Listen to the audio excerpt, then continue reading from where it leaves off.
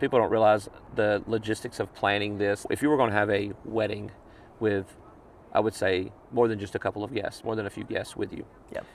anything that's going to disrupt or be a event in the park size, you have to have a permit for. So there are places that are restricted for those events. Okay. You can choose a place and a time, and they'll approve or deny your permit based on the details you put down. But every park's different. Every park has their own capacity of what they can do. So here, there's an amphitheater, there's a chapel, there's a few other places you can have a ceremony with more than a few guests. But then, if you want to have like just an intimate thing, and it's just you two and a photographer, maybe a couple other guests, most of the parks, like a photo session, there's really no permit for. So you could go and just do a small, just you two. Sometimes you can get a permit for that. I've shot some national forest areas or state parks where you don't even have to have a permit, where it's just the two of you doing a vow exchange and having a photo session. So here in Yosemite, we've shot the wedding that I've shot here.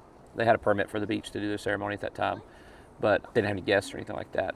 Shot some sessions in like adventure sessions in Glacier and other places where don't have to have a permit. You just go and do the wedding outside the park or whatever, and just go in the park and do your thing. Incredible. And get the stuff that you want. So it doesn't really have to have a permit for that. National parks kind of get the most attention. There's many national forests.